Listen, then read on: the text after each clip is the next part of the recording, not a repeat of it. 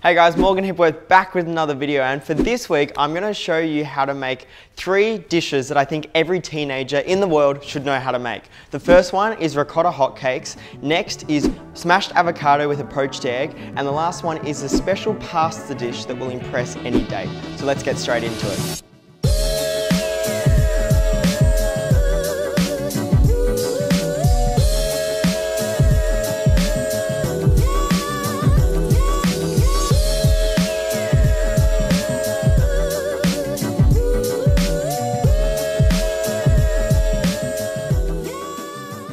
The first dish is the ricotta hotcakes. Now these are almost pancakes but with a few twists to it. So we've got some ricotta stirred through. It's really good. For this one we're going to need 125 grams of plain flour, 7 grams of baking powder, 4 eggs that we're going to have to separate, 100 grams of milk, 375 grams of ricotta and 10 grams of sugar. We've also got some raspberries, strawberries and watercress to garnish, as well as some sunflower seeds and some almonds. So let's get straight into it.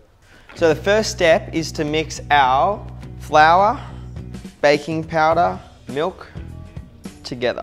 So we've got that all in the bowl and we'll grab the whisk and give that a quick whisk. This is going to form the base of our pancake. Now we need to add our ricotta into the hotcake mix. So we've got it here and now pop that in.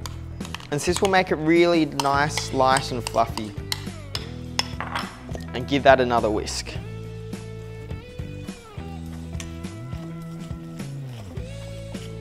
Getting a bit messy already. Now the next step is to separate your eggs. So the best way to separate eggs is to have 3 bowls. One that you crack them into, one that you put the whites into, and one that you put the yolks into. That way if you stuff one up, it's no big deal. So we'll start with the first one, crack it in. Just separate like this. Now, yolk in one, white in the other. We'll do that for all 4 eggs and hopefully not break any of the yolks.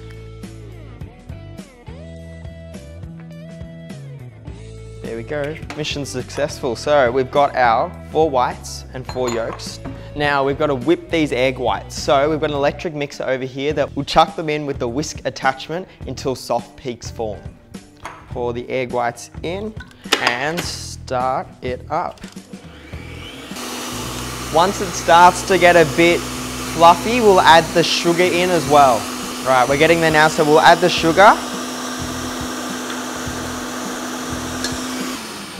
All right, so when we lift it up, we want to see some peaks forming. So at the moment, this is at a soft peak stage. As you can see there, it's still moving a little bit. So we want it a little bit harder than that. It's probably about another 30 seconds and it should be right to go. Perfect. So you should be able to see how nice and glossy it is when we bring it out. And as I can see that stiff peak here, when you do that, it shouldn't move. Tip it up. It's not coming out. That's what we like to see. Now we'll come back over and we've nearly finished off our mixture. So we need to add the egg yolks. Again, whisk them through. We want to make sure it's all combined nicely. Okay, now we need to grab a spatula so we can stir in the egg whites. Wooden spoon works as well. So we'll put a spoonful in. We want to do this as gradually and smoothly as possible so we don't take all the air out of the egg whites. So the tip when folding is turn the bowl and then push a spoon through the middle. Now can you see how nice and fluffy that is? That's what we want. We don't want to be whipping too hard because otherwise all that air we whipped into the egg whites will be gone. So that's pretty much ready to start frying. So what we need to do is get a small saucepan on a gas heat and just put a little bit of oil so it's at medium heat. Make sure the oil's even, otherwise it will end up sticking in one spot. So we've got our mixture here. We want with our spoon, we're going to place a few spoonfuls into the pan. And this is probably a lot different than your traditional pancake. This is going to be very fluffy, really high and tall, whereas your normal pancake would be a lot flatter. So we want to fill this and then spoon it out. And keep in mind, it is going to rise a fair bit as we've got all that egg white in it. So we'll just put it here until it starts to cook a little bit. We want to make sure it's all out to the edges. It's just cooking slowly, which is why we don't want it to go too hard, otherwise you'll end up burning the outside and the middle will be completely raw. We've also wanted to preheat our ovens to 180 degrees, so once this starts to brown, we'll chuck it in the oven just so it can go a little bit slower and have a more even cooking. If you've got a pan like this that isn't oven safe, set it to a grill mode on the oven and keep your door open, so that way you can just pop the pan in without burning the handle. We'll leave it here and put it on the full surface grill. And we just gotta wait. While that's cooking, we're gonna cut some of our strawberries so it's ready to garnish as soon as it comes out. So grab our strawberries, and you can cut these however you like, but my favorite is cut the tops off, no one wants the green, and then just cut them in half so you can see the strawberry on the inside. Do that for maybe 4 or 5 of them so they can go on the outside. Another nice way to do it is cut the top off, and then cut them in thin slices like this. And that looks really nice around the outside. Starting to brown on this side, so it won't be too much longer before we need to flip it. Just a little bit darker than that. We want it like a golden brown, so it's probably about halfway. Cooks for about 5 minutes in the oven. It's been in for about 2 minutes at the moment. We've also got some mascarpone here, which is a type of cheese that almost tastes like cream, but it's really, really nice. So it's what we're gonna use for the top. A lot of you might have had ice cream on pancakes before, but trust me on this one, the mascarpone is really good, so give it a try. Our pancake has just finished cooking, so as you can see, it's nice and golden brown, perfect to eat. Let's come over here and we'll put it in our plate. So we want a nice sort of bowl, something like this. Then just put it into the middle. There we go. Set that pan aside. Then we want to scatter our strawberries around the outside.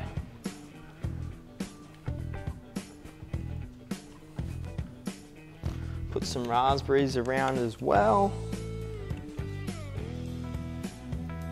Get some sunflower seeds. This gives a bit of crunch to it, as well as some slitted almonds. Then that all-important mascarpone in the middle. So what we're trying to try and do is create a cornel of this mascarpone. So you get 2 spoons, and we want to be doing this so we get a really nice smooth surface of mascarpone. Put that into the middle. Then the last step is to garnish with the watercress all around the outside.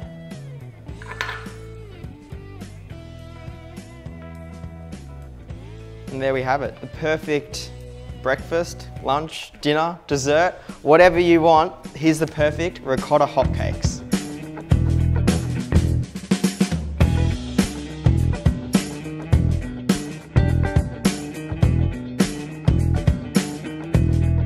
Now, is there anything better to wake up in the morning than poached eggs with smashed avocado and feta?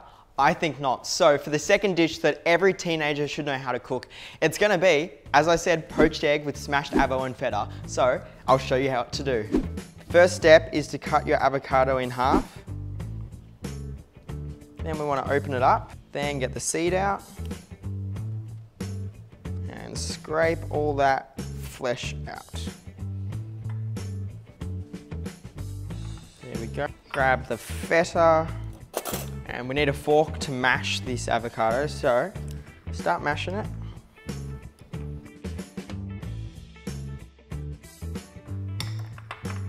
Alright, now we're going to add some feta. Depends on how much feta you like. Probably about that is right, a little bit more. And we just want to mash it all up.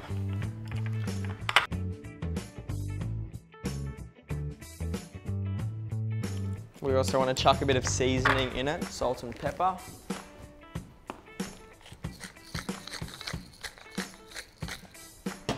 And some salt. And keep on mashing until we've got a nice smooth paste. And this is going to go on top of our toast. Next step is to cut 2 pieces of toast. We've got a nice pani di casa here, I highly recommend a nicer bread than just your plain old tip-top sliced, but if that's all you have, it will be good enough. So, cut 2 nice pieces.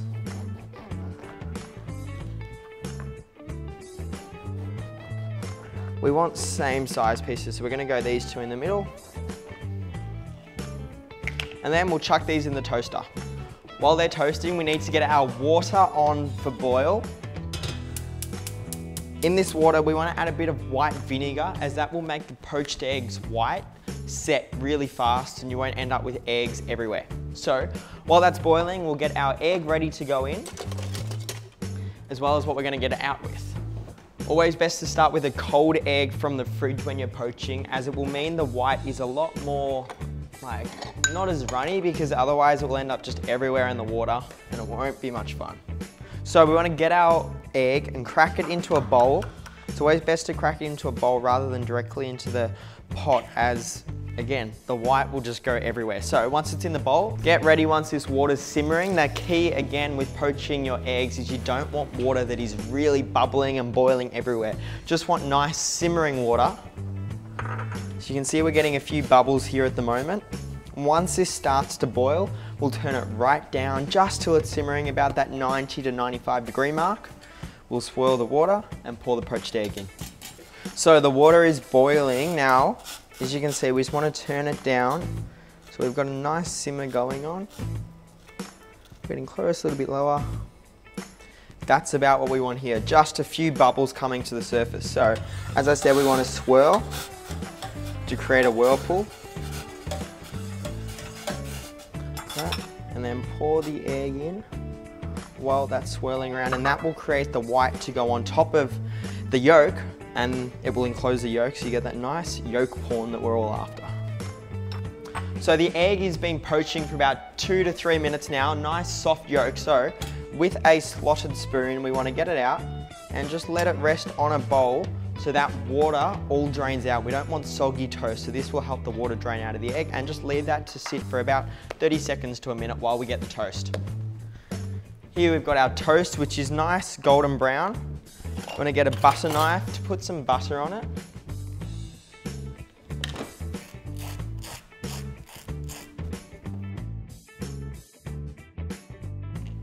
Then we've got our plate here. We're gonna lay our toast on top of each other. Put our smashed avo on both pieces. Create a nice spot for our poached egg to sit in the middle.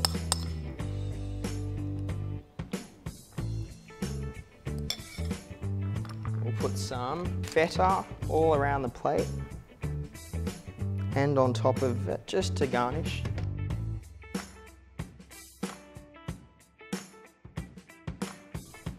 Now the star of the show, the poached egg, it's time to shine. Put that poached egg on the top in the middle. Then we want to put some more watercress around the outside.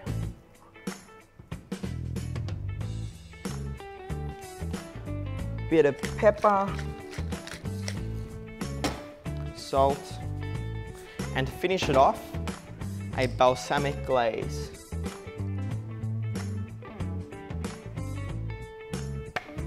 And there we have the perfect breakfast or brunch, whatever you want to have. Smashed avocado, feta, and poached eggs.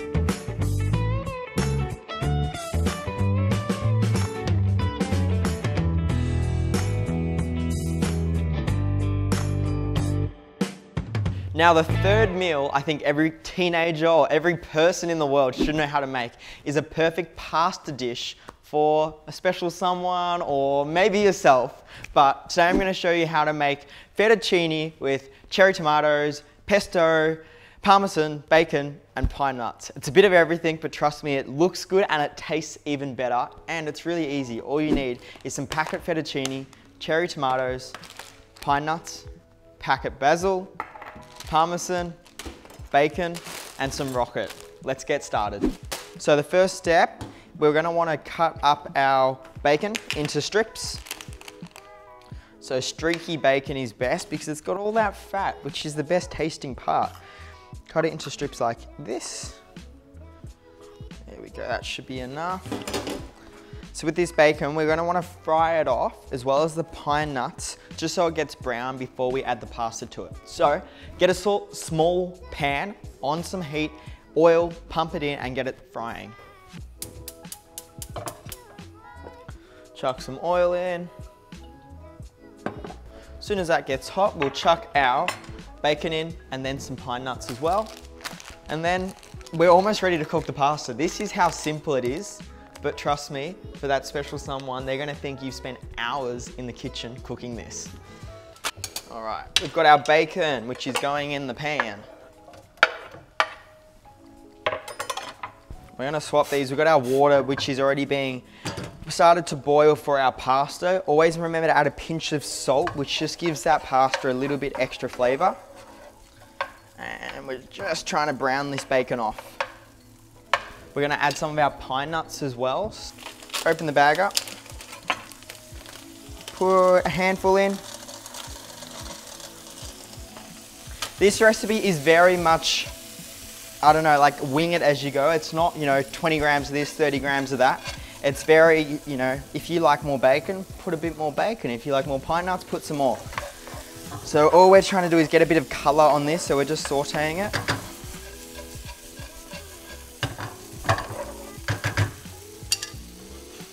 Again, this water's just simmering, so it's ready as soon as we put that pasta in. You can probably start to put the pasta in now, so get the pack. And this serves 2 people, so I'm just gonna put half on it because we're just making 1 bowl today. I'm very lonely, I don't have anyone to share it with. But we'll put half the pack in. And again, always remember to keep this moving so it doesn't burn. You can see those pine nuts becoming nice and toasty, which is what we're aiming for.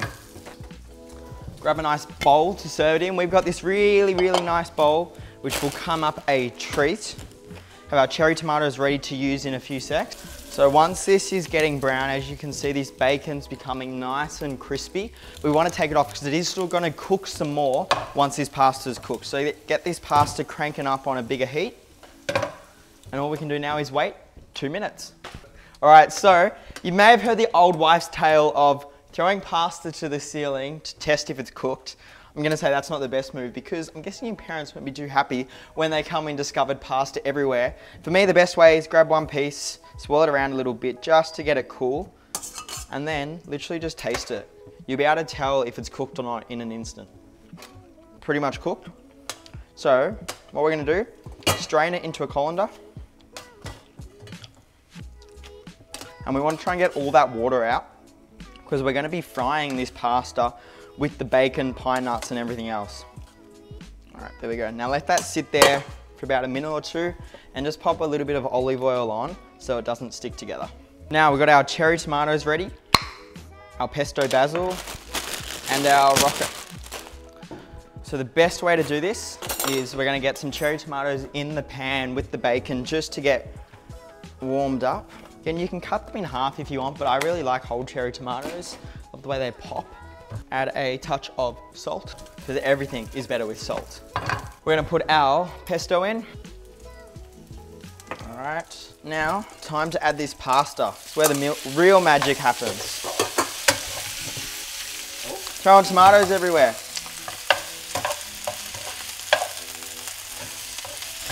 Really important to keep this moving so it doesn't stick together or else you'll end up with a real mess and it won't taste that good. Add that olive oil because that's what makes it taste good. Then, last step, we're going to stir through some rocket and just let that wilt down a little bit. I'm going to put a touch more pesto. And there we have our pasta. Now, most important when we're plating it up is we want to try and create a really nice twirl action. So we'll do this. Get it in. Put it in the middle of the plate. Just twirl it up nicely. Now we've probably got a bit much pasta here for just one person. So we'll put some of our cherry tomatoes around the outside. Make sure we get some of that lovely bacon and pine nuts. There we go. And then we'll just wipe the edges.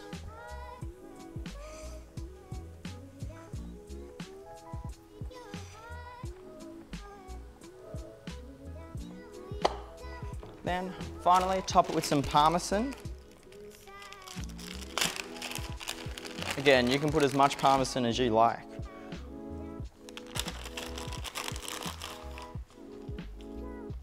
And there we have our finished product, perfect for any date night, any dinner. Took about 5 minutes to make. I'm telling you, it can't get any easier than that, and it's about as tasty as it will get as well.